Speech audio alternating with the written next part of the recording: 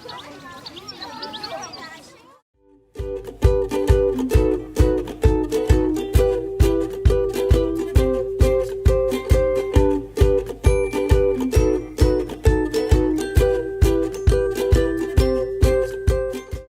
of all, I want to thank you, Professor Sobko, for having this interview. We have been in touch. You have been in Chile, you know the country, and you have been following the nature relation between children here, education, right? And you have been doing a great research regarding how nature benefits children in general, and in particular in education, in primary education, also with elderly people. So I want to thank you because I think all you have been doing is very important for humanity, actually. Oh, thank you. And thank you for inviting me and contacting me, Matthias, because I remember when you started the whole movement in Chile, you were the only person that, and now you have, I know, so many people around you, and I'm very happy to follow your path and the whole development over there. And of course, I will be following and joining you when I come again to Chile. Thank you, Tanya. Yeah, it will be a great pleasure. But going straight to questions, because it's very important. People are talking, what I have been reading lately is this relation, human and nature, although we are nature also, as I heard, nature, right? But we have been, I'm reading that we have been destroying the planet, and also other animals that habit the planet and their habitat, actually. So in this sense, I wanted to ask you a very general question, like also regarded to the virus, to coronavirus, that it's supposed to have an origin related to some animals, could be, so maybe a theory. So what do you think about the situation today with all the virus and humankind and the planetary situation, the environment and health? And then I remember the concept One Health, maybe. Yes, exactly. And that is very much involved in, you probably know that I'm teaching the course called Food, Environment and Health. But, you know, it could be environment and health, or health and environment, which is very easily can be described with this One Health. So the whole concept is that we can no longer separate us as humans, being just by ourselves, and then animals live there somewhere in the forest, and then the trees grow somewhere. When we separate it that way, we end up where we are today. When we disconnect us from what is around us, when we only concentrated and concerned about all our health, or our food, for example. And then, of course, some people work and do research in animal health, and they only go into that area very, very detailed, because research these days is very, very precise and very detailed. So all experts going very correctly into very little area of their research. But unfortunately, they are disconnected between themselves, and we are disconnected from what is surrounding us. And therefore, I think about 15 years ago, this idea appeared, or that became actually a research topic, and it's a concept now, a philosophy. It's called One Health, where all is connected. We can no longer look at the separate parts, and not only animals and us, it's also nature, because we often forget that nature is not only big things, trees and birds and big animals. We have this huge part which is, of course, insects, etc. And then we go even smaller. We go to bacteria and viruses. They have always been there. They did not appear yesterday, but our disconnection or losing the knowledge about all of that, of this one health, that's what leads to disbalance in the world. That's why I'm trying to talk about one world and one health, and we are just a part of this world. And that's why I think when we are losing that that idea or that knowledge, which our ancestors actually had. And Chile is a very good example, where you have the local population, you have Mapuches, you have many different tribes.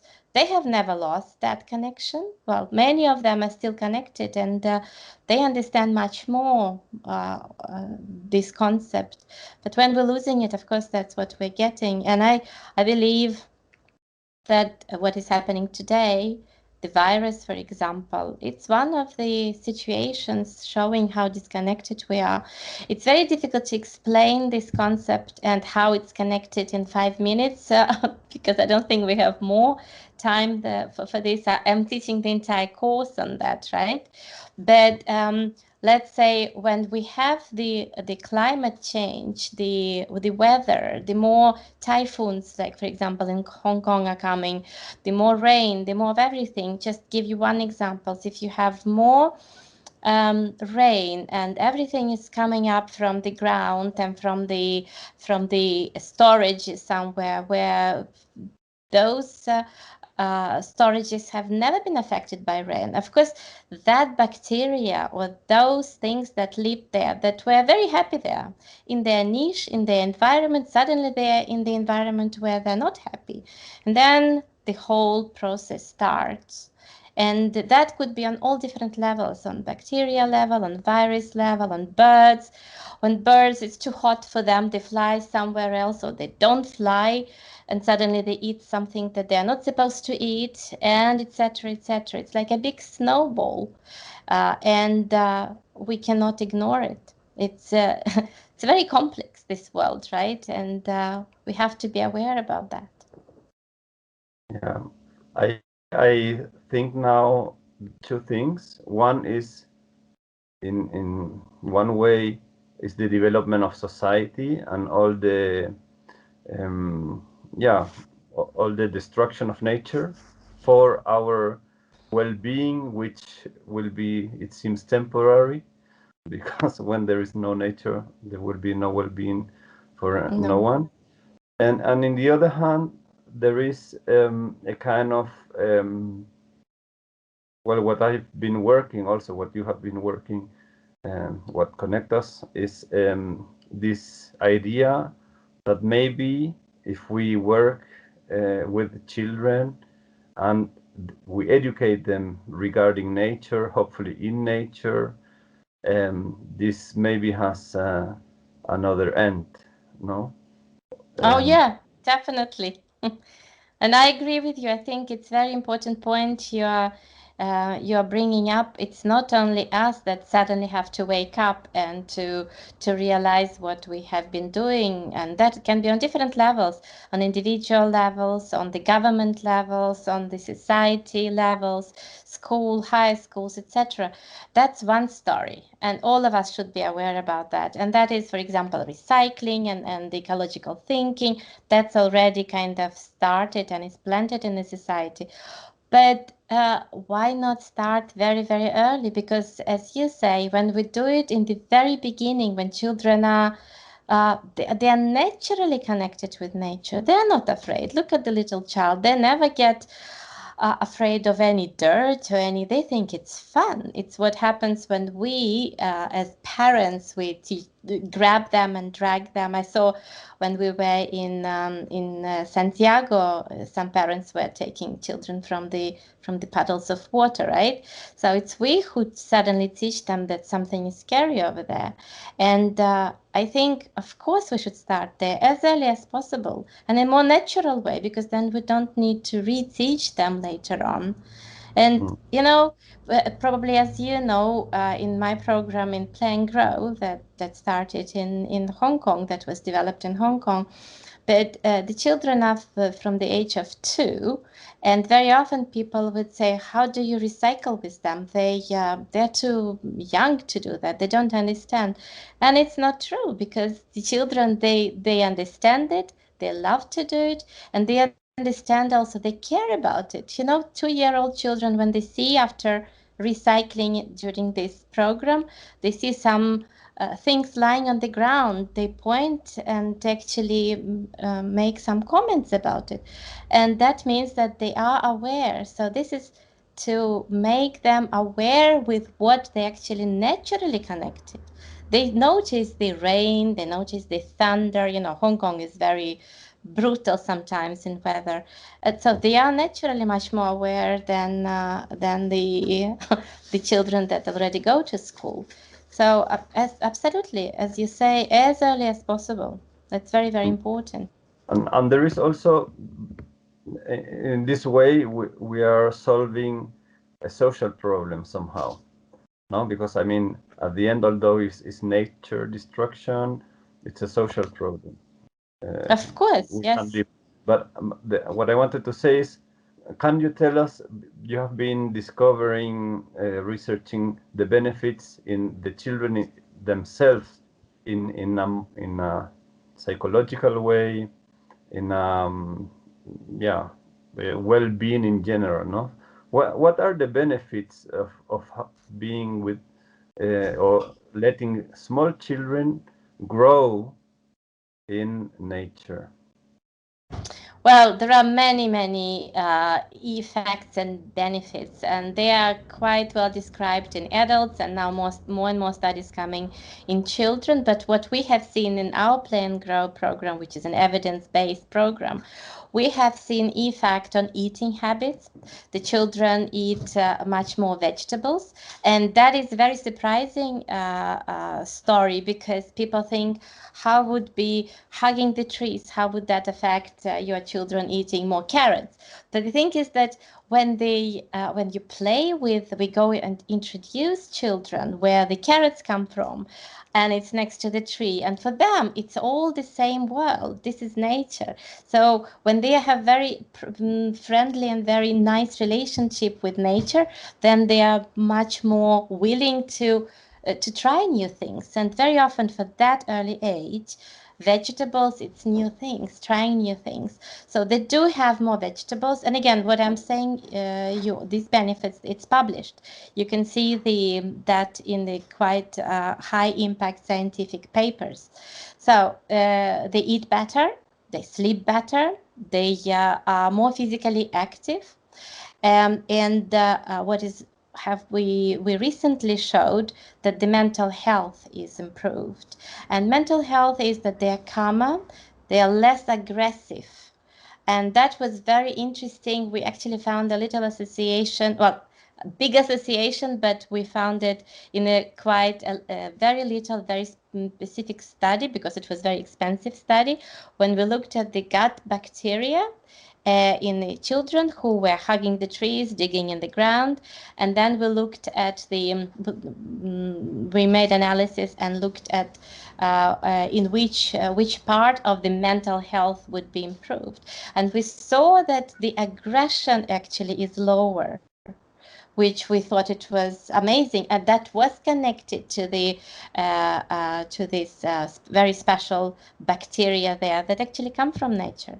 So we are trying to find the explanation in which particular way being in nature can influence children, and so on. So we can talk hours about why is it good, but this is just some examples for you. Mm-hmm. And now coming back to Chile, right now, last week, the government authorized people to go to parks, visit parks. We have had many municipalities in long-term lockdowns, but now people can go out and they can enjoy nature. What would you recommend to the people? What should they do once they are in nature? Are there some tips you can give us? Yes, they should have a nature shower, this or forest showers or whatever. And especially now when we're covering or cleaning ourselves, and we should, of course, be very much aware about hygiene these days, right? But at the same time, in this world, there is no empty space. If you clean too much, then something else that maybe we don't want can come, on our hands, etc. So cover yourself with good bacteria. Go touch trees. Go hug trees. Touch the ground, and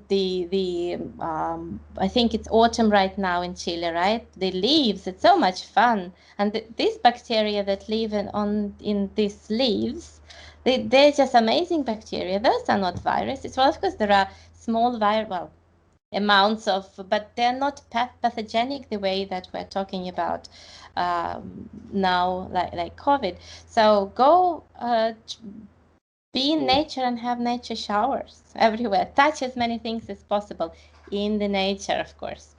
Mm-hmm. Thank you. And last question, because we are just leaving autumn actually, and we're entering in the winter time. Yeah. And normally people believe in winter people get a cold, they get sick. How can nature help us in this way? To combat all the diseases that grow in winter times. Yeah, the more you stimulate your immune system, the stronger you become. So actually, if you train yourself and you go out and you're exposed to cold and you have a little, running nose now and then, that's only good. And it's not like in the winter you should be stuck inside and never go out. On the contrary, we do need more sun, and if it's not sunny, you do need more fresh air, and just clothes, get good clothes and move around. Plus, we're all forgetting that children move, I don't have numbers, but a number of times higher their movements are than us. So they get warm much faster than we do. So we are getting cold, the parents who go with them, because we don't move as much, but children are very, very active. So they don't get cold if we get cold. So don't translate what we feel to what children feel. If they get cold, they come. You notice they'll come and show it to you in some way. But no, that should not be a problem. And in Sweden and in Norway and Scandinavia, for example, we would have very, very long walks and being with children. But okay, we would bring something warm, a thermos with hot chocolate or hot tea, and then we would see when the children, they actually don't get cold, they get tired because they move so much. Then you would give them a mug of hot chocolate, and then they get on running for another 3 hours in the winter, throwing snow. You've been there, so you know very well that yourself. So no, of course, in the winter you should be out, no matter what.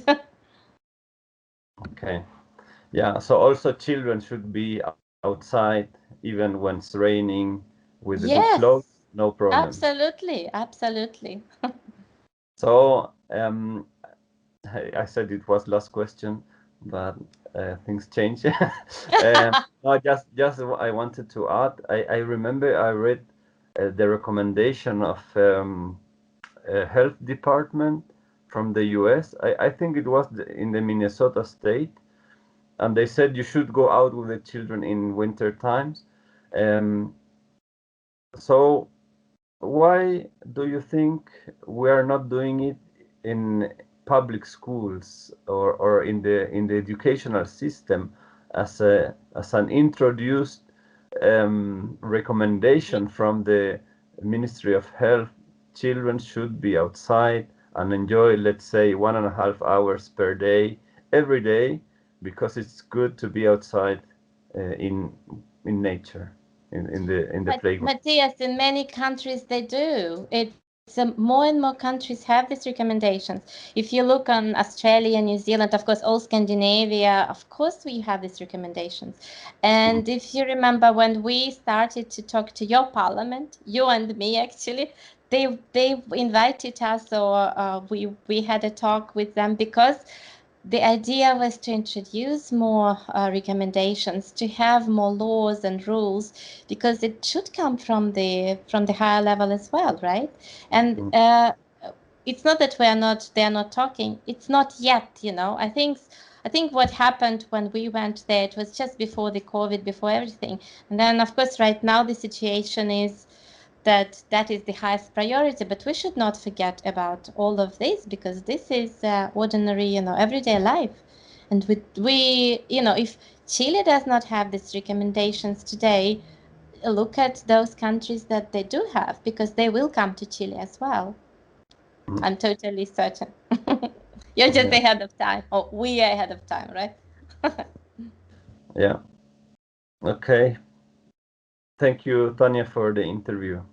No, thank you very much, and thank you for your questions, and good luck. And I'm sure when I come to Chile, it will be continuing developing your movement. And say hello to CIFREP and to everybody. Thank you.